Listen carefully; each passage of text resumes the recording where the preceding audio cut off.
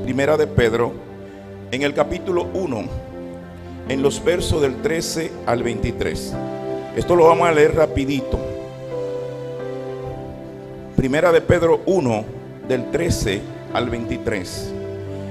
Queremos hablar, por la gracia de Dios, con este tema: Jesús, esperanza de vida. Y queremos hablar a la casa, a la congregación, a los hijos ya y también a los amigos. Esperamos que la palabra pues sea de bendición y se reciba en nuestro espíritu y luego el Señor la haga multiplicar. Dice la palabra: por tanto, ceñid los lomos de vuestro entendimiento, sed sobrios y esperad por completo en la gracia que se os traerá cuando Jesucristo sea manifestado. Si quiere ponerse de pie, gloria a Dios, hágalo. Como hijos obedientes, no os conforméis a los deseos que antes teníais estando en vuestra ignorancia, sino como aquel que os llamó es santo, sed también vosotros santos en toda vuestra manera de vivir, porque escrito está: sed santos porque yo soy santo. Y si invocáis por Padre a aquel que sin acepción de personas juzga según la obra de cada uno, conducíos en temor todo el tiempo de vuestra peregrinación, sabiendo que fuisteis rescatados de vuestra vana manera de vivir, la cual recibisteis de vuestros padres, no con cosas corruptibles como oro o plata, sino con la sangre preciosa de Cristo, como de un cordero sin mancha y sin contaminación, ya destinado desde antes de la fundación del mundo, pero manifestado en los postreros tiempos por amor de vosotros, y mediante el cual creéis en Dios, quien le resucitó de los muertos y le ha dado gloria, para que vuestra fe y esperanza sean en Dios, habiendo purificado vuestras almas por la obediencia a la verdad, mediante el Espíritu, por el amor fraternal no fingido, amaos unos a otros entrañablemente de puro corazón, siendo renacido no de simiente corruptible, sino incorruptible, por la palabra de Dios que vive y permanece para siempre. Amén y amén. Puede sentarse. Aleluya. Gloria a Dios. Gracias. Iglesia, uno de los temas de conversación nuestro en estos tiempos, desde la perspectiva ministerial, es la realidad que está viviendo el mundo. Lo que estamos viviendo se está cada día multiplicando. Hay una falta de confianza, hay incertidumbre, la fe está menguando. Hay dos elementos, dos virtudes que se están perdiendo, y Jesús lo dijo. La número uno es la fe. Jesús dijo: cuando el Hijo del Hombre venga, ¿hallará fe en la tierra? Porque la fe está en decadencia. Y lo otro es la bondad, porque hay un aumento de la maldad. Jesús dijo también: por haberse multiplicado la maldad, el amor de muchos se enfriará. Entonces, aumento de la maldad, decadencia de la fe y decadencia del amor. Hay una realidad que está oprimiendo a la humanidad en este tiempo, una realidad que no es la verdad sobre aquello que tenemos a Cristo. ¿Cuántos saben que hay una realidad que vivimos, pero hay una verdad que es la palabra de Dios, que está por encima, que nos establece como hijos de Dios y como gente de bendición? Y ciertamente vamos a hablar de Jesús como nuestra esperanza. Gloria a Dios. Y es importante que como pueblo de Dios sepamos que Dios está hablando, que está diciendo Dios en este tiempo para nuestras vidas. Iglesia, Dios sigue hablando, el Espíritu Santo sigue hablando. Lo que sucede es que tenemos que estar pendientes de lo que Él está diciendo para nuestra temporada, para nuestro contexto, para nuestra familia. ¿Qué ha dicho Dios sobre ti? ¿Qué ha dicho Dios sobre tu casa, sobre tu iglesia? ¿Sabe por qué?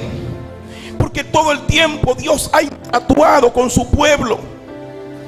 En muchas ocasiones el pueblo de Israel tenía circunstancias A veces estaban oprimidos por el enemigo. En una ocasión, por 70 años fueron llevados a una nación y lo pusieron cautivos. Y ellos parecía que perdían la esperanza. Pero Dios levantaba a un profeta, Dios levantaba a un hombre que decía: así dice Dios, así te está diciendo Dios. Y aunque a veces estaban en condiciones difíciles, pero la palabra que venía les estaba diciendo a ellos: confíen. Les estaba diciendo a ellos: Dios no se ha quitado de bendecirle. ¿Cuántos saben que Dios no se ha apartado de tu casa? ¿Cuántos saben que Dios no se ha apartado de tu familia? Tú sabes que Dios no se ha apartado de ti. Aunque el mundo te oprima, aunque veamos maldad, aunque veamos crisis, aunque veamos lo que veamos, Dios sigue estando en su trono. Dios sigue hablando. El cielo sigue hablando. Y lo que el cielo habla a través del poder del Espíritu Santo se nos revela en la tierra. Y ciertamente venimos de un tiempo bien difícil como humanidad. La famosa pandemia que se llevó a muchas vidas, que destruyó muchos matrimonios, que destruyó hogares, que destruyó economía. Una pandemia, una crisis mundial que Dios permitió. Ahora bien, terminó Dios de obrar con la iglesia. Terminó Dios de obrar en tu vida. ¿Crees tú que lo de Dios quedó hasta ahí? Absolutamente no. Dios sigue hablando y obrando en este tiempo. ¿Qué nos corresponde a nosotros? El apóstol Pablo dice en Romanos 12, y no lo voy a leer, pero usted se lo sabe de memoria: no os conforméis a este mundo, a este sistema que estamos viviendo, sino transformaos por la renovación de vuestro entendimiento. Pero cuando él dice que no nos conformemos, ¿sabe qué significa conformarse? Adoptar la forma de, ponerte al modo de el mundo, del sistema. Y eso es lo que el sistema está tratando de hacer. Está tratando de que la iglesia se adapte a una mentalidad, a un esquema, a un estilo de vida. El mundo pretende que nosotros hablemos el lenguaje que está hablando la humanidad. Pero yo vengo a decir en este día, yo vengo a decirte en esta mañana, que al Dios que le servimos es un Dios que te dice: tú tienes que ir en contra. Tú tienes que ir en contra de una corriente pecaminosa. Tú tienes que ir en contra de una idea corrompida. Tú tienes que ir a favor de la palabra de Dios. Y ese es el tiempo que estamos viviendo, en el cual sabemos que el quien nos sustenta, quien nos ha dado poder, quien nos ha dado vida en Cristo, nos está diciendo: no te adaptes, no tome la forma del mundo, no tome la forma del sistema, no hable como el otro habla, no obres como el otro obra. Mientras alguien te da rechazo, dale amor. Mientras alguien te menosprecia, tú le levantas. ¿Por qué? Porque tú vas en contra de la corriente. Tú vas en contra de la corriente, porque en ti habita la fuente de vida. En ti habita la fuente de esperanza, Cristo Jesús. Aleluya. Pastor, es difícil lo que usted está diciendo. Es difícil si lo hacemos con la mentalidad humana. Pero para eso tenemos entonces el mensaje de la palabra y el poder de Dios a través del Espíritu Santo. Gloria a Dios. ¿Qué está diciendo Dios? ¿Qué está diciendo Dios a tu vida? Siente que Dios te está hablando, iglesia.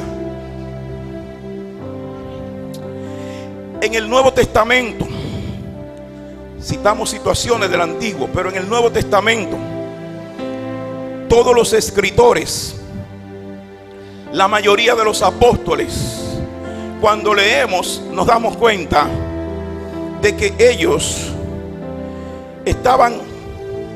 predicaban un mensaje y decían: Cristo viene pronto. Wow. El apóstol Pablo decía: los que estemos vivos, porque él creía que Cristo venía en su tiempo. El apóstol Pedro dice: La venida de Cristo está cerca. Judas dice que Cristo está cerca.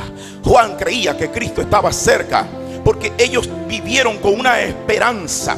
Y déjame definirte un momentito lo que es esperanza.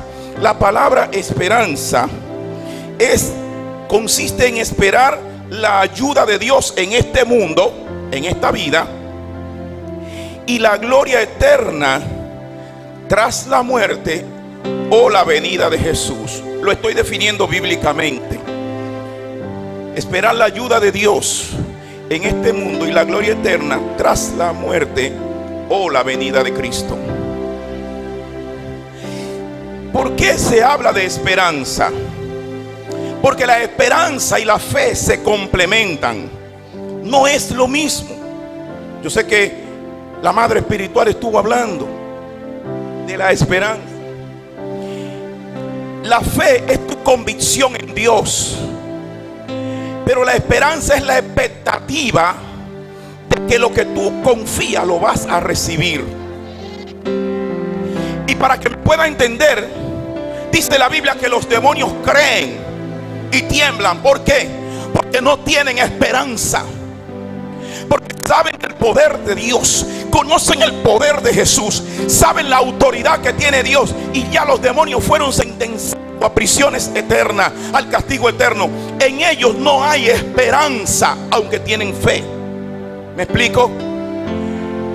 No hay esperanza de un cambio. Entonces nosotros tenemos fe en Cristo, pero tenemos que tener esperanza. La expectativa, dice, es pues la fe, la certeza de la esperanza y la convicción de lo que no se ve. Tú tienes que esperar. ¿Qué tú crees de Dios? ¿Tú crees que Él te va a salvar? ¿Va a salvar tu familia? No importa cómo tú lo veas. Entonces tú tienes expectativa. Esa es la esperanza. La esperanza le da sustancia a la fe, le da sustancia. Entonces, los apóstoles del Nuevo Testamento creían que Cristo venía en sus tiempos. Ellos obraban milagros en nombre de Jesús, predicaban, entregaban sus vidas si era necesario, pero todos creían que Cristo venía en el tiempo en donde ellos estaban vivos. ¿Por qué? Porque la esperanza no se limita, no se limita.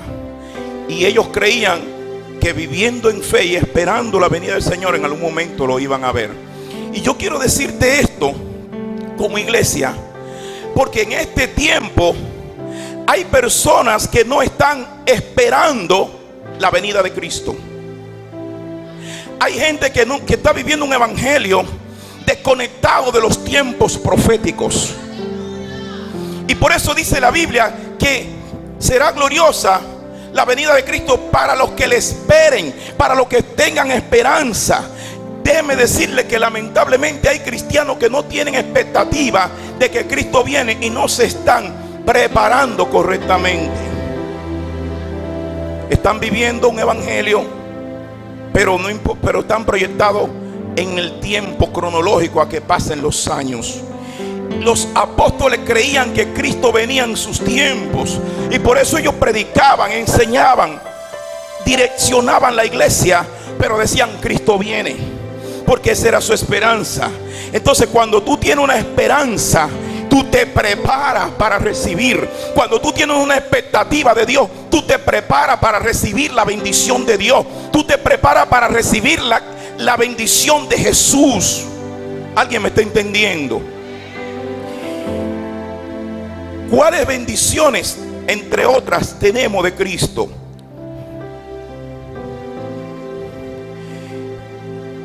Porque Jesús era la esperanza de ellos y es nuestra esperanza.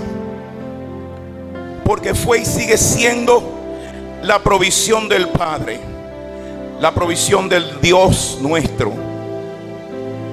Jesús es la provisión perfecta de Dios a nosotros, a nuestra necesidad de perdón y redención. Y si es la provisión de Dios para mi vida, lo es para mi familia.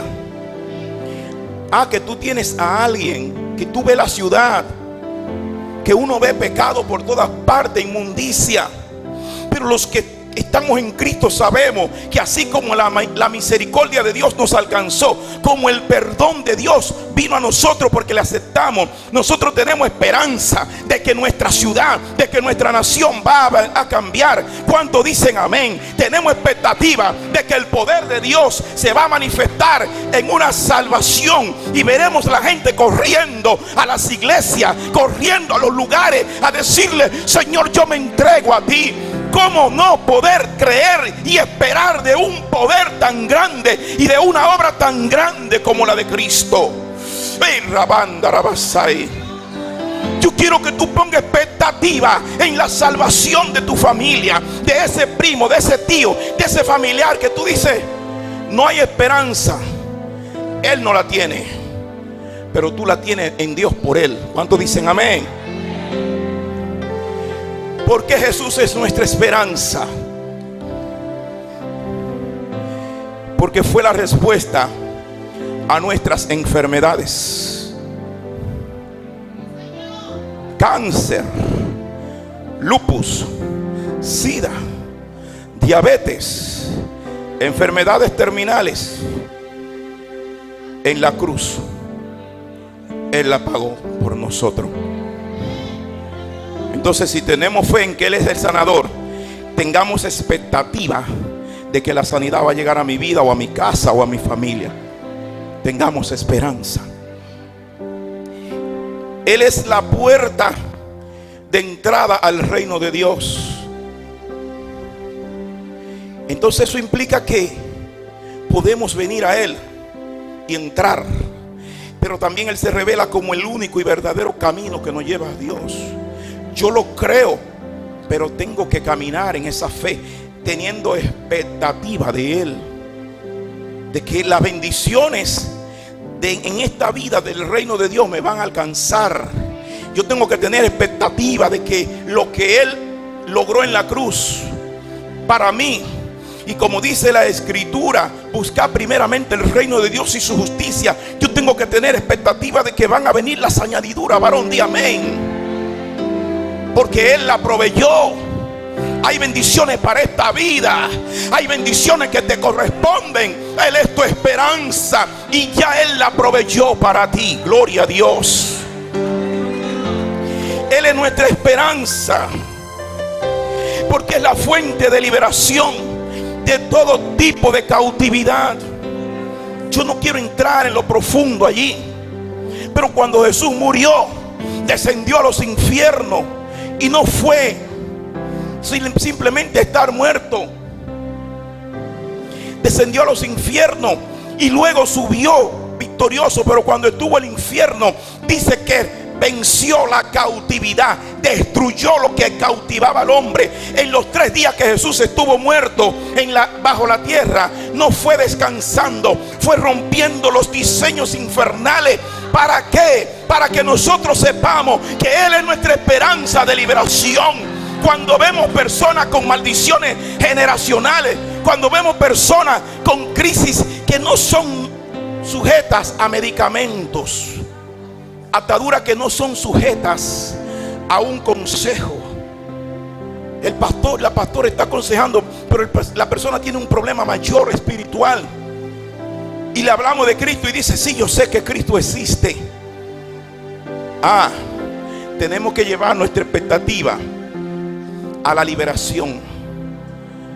Entonces, Él es nuestra esperanza para ver el cautivo libre, sin importar el nivel de atadura que tenga la persona, sin importar a qué nivel de pecado haya llegado, sin importar si hizo o no hizo pacto. Por eso yo creo, pastores, pastoras, yo creo que en nuestra ciudad sí se han hecho algunos pactos, pero tenemos una iglesia que hoy dice: Cristo es la esperanza de liberación de nuestra ciudad. Lo que estamos viendo como ruina se va a cambiar. ¿Cuánto dicen amén? ¿Cuánto dicen Cristo va a liberar nuestra ciudad? Va a liberar nuestra gente. Las cadenas se van a romper, las cautividades, los diseños infernales, las columnas de iniquidad serán destruidas por aquel que venció, que se llama Jesús. Aleluya. Gloria a su nombre. Él es nuestra esperanza, porque es nuestro intercesor, nuestro abogado. Y si hablamos de abogado, hablamos de justicia. Yo sé que si ahora hablamos y cada uno tiene algo que contar de algún momento de su vida donde fue tratado con injusticia, donde fue quizá maltratado, te tengo una noticia buena. Cristo sufrió todo tipo de oprobio y fue justicia divina, y somos justicia de Dios en Cristo. Él es nuestro abogado. Tus cargas ponlas en sus manos, tus situaciones ponlas en sus manos. Cuando tú le ores a Dios, yo no sé si tienes alguna crisis, si tuviste alguna situación de opresión en la familia, en el trabajo, en algún lugar. Yo lo único que puedo decirte es que cuando se trate de justicia, Él es tu esperanza, porque Él es justicia de Dios. Y tú vienes con fe y te rinde a sus pies, pero le dice: yo tengo fe, yo tengo expectativa, yo espero en tu justicia. Pero te digo algo, iglesia, no esperes que la justicia de Dios a tu vida sea que Él tome venganza contra el otro. Él se reserva cómo hacerlo. Te tengo que decir que a veces la justicia de Dios a tu vida es que Dios toque al otro y lo convierta. Y con el gozo que te da ver a una persona transformada, Él te está haciendo justicia. A Dios no lo podemos encasillar, porque el mundo nos quiere hacer creer que si te dan una pecosada tú tienes que dar la otra, que el que te hace una cosa tú le tienes que hacer la otra. El mundo nos quiere hacer que nos conformemos a un estilo de vida de venganza, a un estilo de vida de repulsión. Pero no es así. Tenemos un abogado, un intercesor. Él está en el cielo, y además de que nos da salvación, tenemos expectativa de lo que Él puede hacer por nosotros en esta vida. Amén. Y también Él es dador de toda buena dádiva. Y muchas otras virtudes podemos hablar de Jesús como nuestra esperanza. Creemos en Él, pero tenemos expectativa de recibir aquellas bendiciones que ya Él proveyó para nosotros. Ahora bien, vamos a ir al texto que leímos. Usted dirá: pastor, pero usted no ha hablado de lo que leyó. Vamos allá y lo vamos a hacer rapidito. Dice el apóstol Pedro allí en su primera carta, en el capítulo 1, a partir del verso 13. Lo primero que dice el apóstol: ceñid los lomos de vuestro entendimiento. Y yo pienso que el apóstol Pedro nos está trayendo una especie de consejo escrito de cómo vivir con la esperanza en Dios y en Cristo. ¿Qué tenemos que hacer?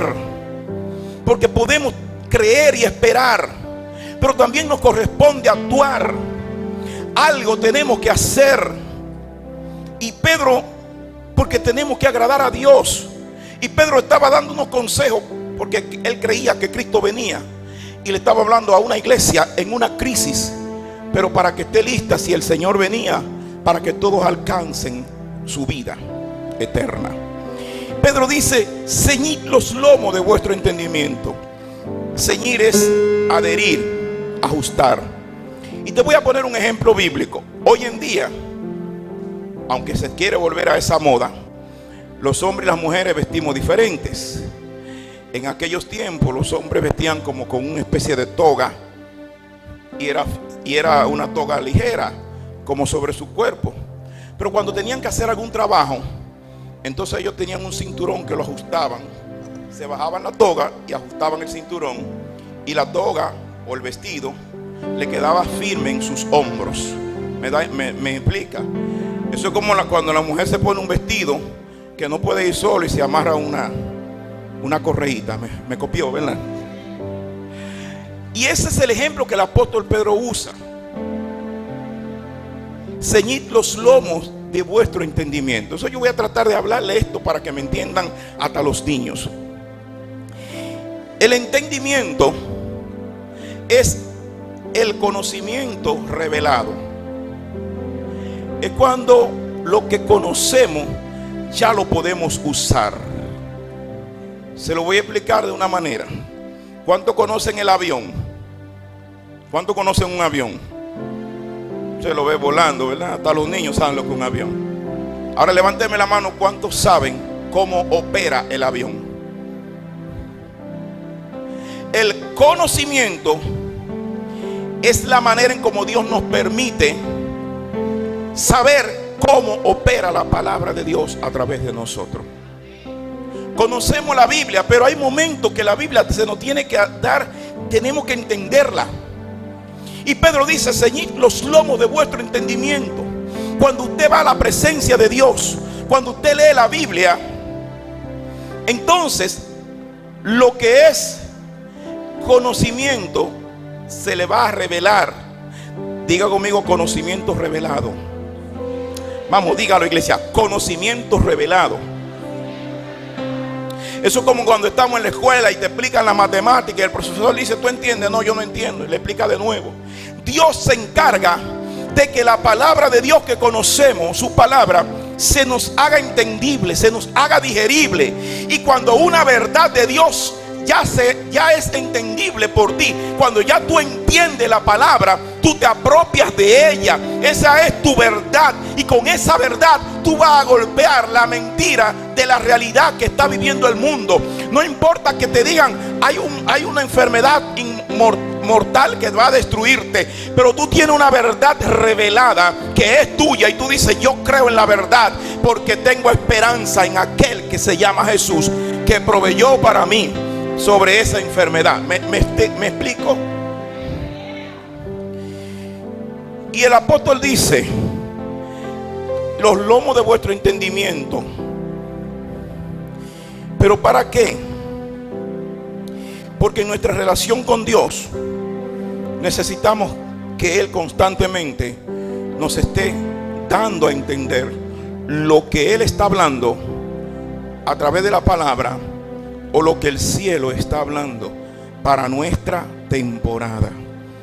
Por eso yo les decía: ¿sabe? El cielo sigue hablando en este tiempo. Él dice: ceñid los lomos de vuestro entendimiento y tened esperanza por completo. Cuando tú entiendes lo que Dios va a hacer, cuando tú entiendes lo que el poder de Dios puede hacer, entonces tú esperas por completo en su gracia. Tú esperas en que la bendición de Dios es para tu vida, en que esa bendición te va a alcanzar, porque ya tú lo entendiste. Ahora, cuando no lo entendemos, quitamos el valor a la palabra. Número 2, el apóstol dice: obedecer como hijos de Dios. Hoy en día la obediencia a Dios está siendo golpeada porque tenemos tantas cosas que hacer. Tenemos tantos compromisos. No tenemos tiempo para muchas cosas. Y a veces Dios quiere tratar con alguien. Dios quiere llevarte a un lugar secreto. Allá en nuestra casa hablamos mucho de intimidad y de lugar secreto. ¿A cuánto le gusta el lugar secreto? No me levante la mano, pero ¿cuántos tienen un lugar secreto donde Dios puede hablar y tratar con usted? Y en la iglesia de hoy tiene que ir a un lugar secreto en donde no cabe ni siquiera tu pareja ni tus hijos, donde eres tú y Dios, porque es allí, en el lugar secreto, en donde la palabra de Dios se te va a revelar, en donde se te va a explicar cómo funciona el avión para que me pueda entender. Es en el lugar secreto donde tú vas a tener conocimiento revelado. Es allí en donde tú vas a saber que si el Padre te revela algo, entonces quiere algo contigo. Cuando Dios te revela una verdad, algo quiere de ti, algo quiere de ti. Yo no sé si me están entendiendo. Si Dios te reveló, te habló, y hay gente que sabe de eso, algo quiere Dios de ti, entonces tú vas a obedecer. ¿Cuántos conocen la oración del Padre Nuestro?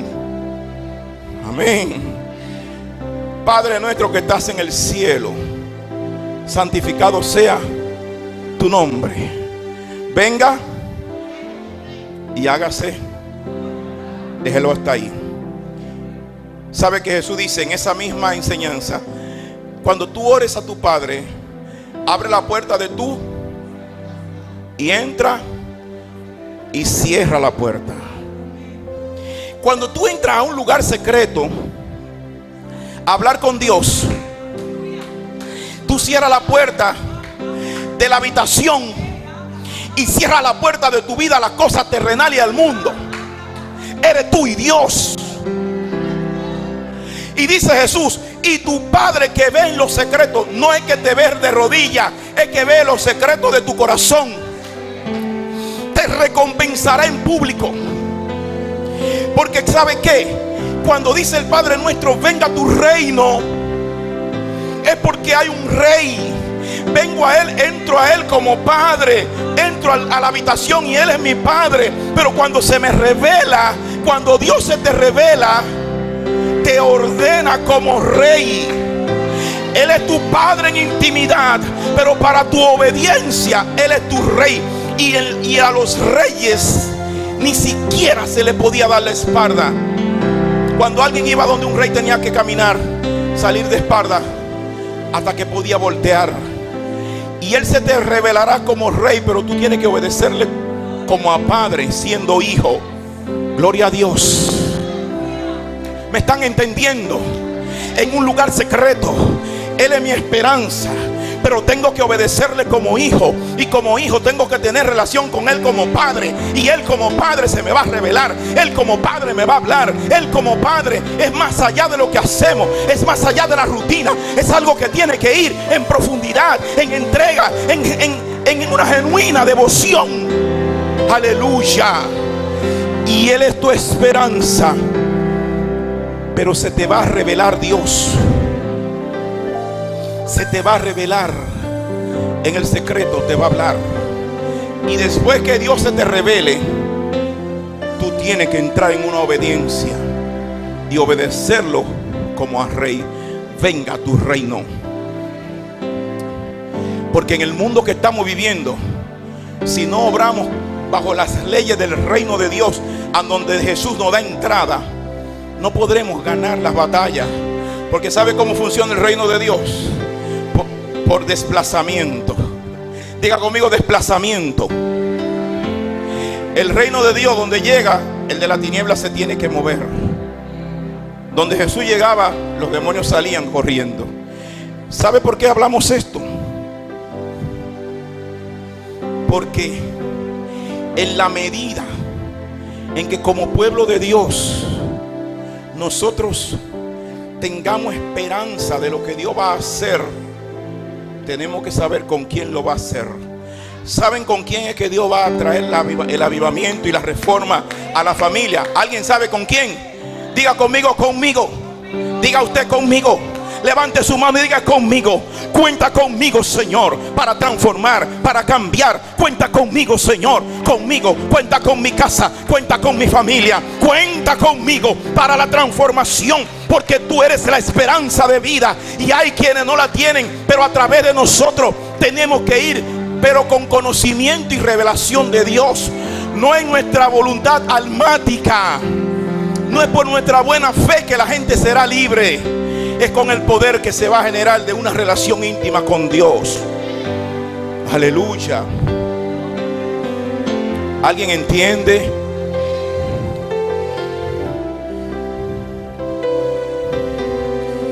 Entonces, como hijos de Dios, tenemos el carácter de Cristo. ¿Qué es el carácter? Es lo que nos da el sello del Señor. El carácter es lo que nos permite ser genuinos por dentro y por fuera, en público y en privado. Los hijos de Dios tenemos que tener carácter de que lo que está mal, aunque lo diga mi papá, aunque lo diga mi mamá, aunque lo diga mi jefe, aunque lo diga la televisión, aunque lo diga los noticieros, si está mal, está mal. Tengo la palabra de Dios viva en mí y me someto a ella. Como hijos de Dios, Él nos va a encomendar tareas que van a ir en contra del sistema. ¿Cuántos están dispuestos a correr en Dios en contra del sistema? Alguien dígame. Y dice entonces, Él como hijos. Entonces el enemigo tratará de tentar a fallarle a Dios. El enemigo va a tratar de que tú le entregues tu voluntad para él manipularte. Pero cuando el enemigo venga hablándote, tú eres hija, tú eres hijo con identidad. Nunca dejes que nadie ponga en duda tu identidad de hijo de Dios. No dejes que nadie ponga en duda tu identidad como iglesia donde Dios te puso. No lo permitas, porque hay un propósito de Dios que es en su tiempo y no en el tuyo. La identidad de hijos, eso es necesario en cuanto a nuestra relación con Dios, nuestra casa de adoración, nuestra ciudad. Somos hijos de Dios. ¿Para qué? Para lo que Dios nos va a encomendar. Pedro dice: obedeced como hijos. Entonces, cuando llega un pensamiento negativo, renúncialo. Renúncialo. En el nombre de Jesús, renuncia a tal pensamiento. Y si es un pensamiento positivo, que Dios, entonces Dios te va a estar hablando. Si es negativo, renúncialo, échalo fuera. Gloria a Dios. Porque es necesario que operemos de esta manera para que Cristo se manifieste.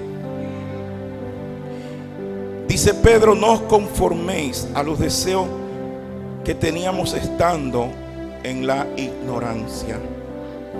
¿Sabe qué es la ignorancia en el contexto del apóstol Pedro? No es la ignorancia de un niño que todavía no ha crecido. Todo aquel que no entra al lugar secreto, todo aquel que no tiene el conocimiento revelado, todo aquel a quien la palabra de Dios no se le hace vida, camina en ignorancia. No es a los niños que le está hablando, es a hombres de iglesia que por no entrar en la búsqueda profunda caminan en ignorancia y se dejan manipular del alma.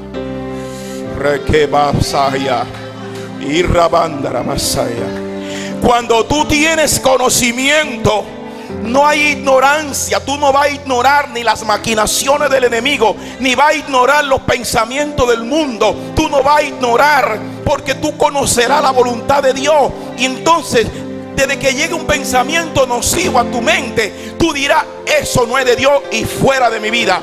No está de acuerdo, no está conforme a la voluntad de Dios, sino al mundo. Entonces no me puedo adaptar a la forma del mundo.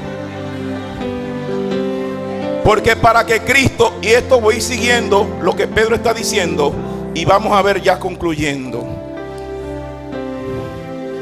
Dice, Pedro sigue diciendo, habla de la santidad,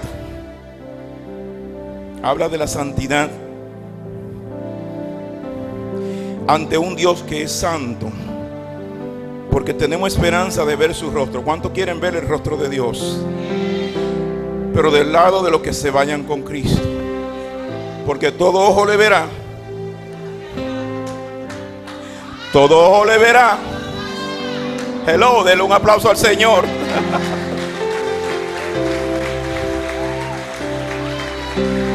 Pero dice la Biblia que sin paz, sin santidad ni paz, nadie le va a ver. Entonces la santidad es aliada de nuestra bendición eterna. Si tengo esperanza de estar en la presencia del Señor eternamente y para siempre, tengo que andar en santidad, porque Él es mi esperanza de vida. Y si no promuevo, si no vivo la santidad, no le voy a ver del lado de los bendecidos. Hello. Gloria a su nombre. Pedro le estaba hablando a una iglesia que él creía que se estaba preparando para un encuentro con Cristo. Mejor para nosotros este mensaje que para aquellos, porque ahora sí que estamos cerca de la venida de Cristo. Gloria a Dios. Entonces, al no conformarnos al mundo, al sistema, ¿qué tenemos que hacer? Luchar por ser obedientes, luchar por nuestra limpieza interior. Tenemos que luchar cada día contra pensamientos. Estamos en una batalla, pero con Cristo somos más que vencedores. Gloria a Dios. Y dice el apóstol, hablando de Jesús, que fue el cordero inmolado, el cual nos rescata por el sacrificio suyo, con la sangre inmaculada. Y le hablo un momentito a las amigas que están aquí. En el Salmo 16 hay una palabra que dice: porque no dejarás mi alma en el Seol, ni permitirá que tu santo vea corrupción. Esta palabra tiene que ver con que Cristo fue muerto, pero Dios no lo dejó en la tumba. Él tenía poder para tomar su vida, y Él la tomó y salió por el poder de Dios. Él derramó sangre inmaculada. Inmaculada significa que no tiene pecado, que no tiene mancha, no pecó Jesús. Y por medio de su sangre nos lava para que alcancemos la vida. Y por eso, para los que no tienen a Cristo, por medio de su sangre, Él es nuestra esperanza de vida. Cuando lo aceptamos de verdad, su sangre viene a lavar nuestros pecados, no importa de qué categoría haya sido. Nosotros tenemos un amigo predicador, un hombre de Dios, y no quiera usted saber cómo fue la vida de este hombre en su pasado, terrible. Mejor no le cuento, yo sé que usted quiere saber. Terrible. Este hombre hizo cosas que mejor no decirla, y anda por allí imponiendo mano santa, porque Dios lo limpió con su sangre. La sangre inmaculada es porque Él no tuvo pecado y se hizo pecado para darnos vida y vida en abundancia. Y para los cristianos, cuando nosotros estamos en Cristo y no nos santificamos y cometemos falta, entonces dice Hebreo que hacemos inmunda la sangre de Cristo. Entonces, ¿qué tenemos que hacer? Vivir en santidad, porque no sabemos cuándo Él nos lleva o cuándo Él venga. Esa sangre de poder. Y ya finalmente dice en el último verso que leímos: renacidos no de simiente corruptible, sino incorruptible, por la palabra de Dios, que vive y permanece para siempre. Iglesia, lo que fue natural para Jesús es espiritual para nosotros. ¿Cómo así, pastor? Jesús fue engendrado por el Espíritu Santo. ¿Cuántos conocen esa historia? En el vientre de la mujer nació del Espíritu. ¿Y qué dice Juan? Porque a los que le recibieron, a los que creyeron en su nombre, le dio potestad de ser hecho hijo de Dios, los cuales no son engendrados por voluntad de carne ni sangre ni de varón, sino de Dios. Entonces, lo que fue natural para Jesús venir al mundo es espiritual para nosotros. En Cristo, la simiente de Cristo, el ADN de Dios se establece en nosotros cuando le recibimos. Por lo tanto, recuerde que Él es nuestra esperanza de vida. Nunca pierda de vista, nunca pierda de la memoria que usted renació, que usted tuvo vida en Adán, murió por Adán, pero vivió en Cristo. Espíritu vivificante, en Cristo tenemos vida. Quiere decir que pertenecemos a Dios por medio de la vida que nos fue dada a través de la esperanza de vida que se llama Jesús. Nosotros vivimos en este mundo, caminamos en este mundo, trabajamos y producimos en este mundo, pero le pertenecemos a Él y fuimos renacidos.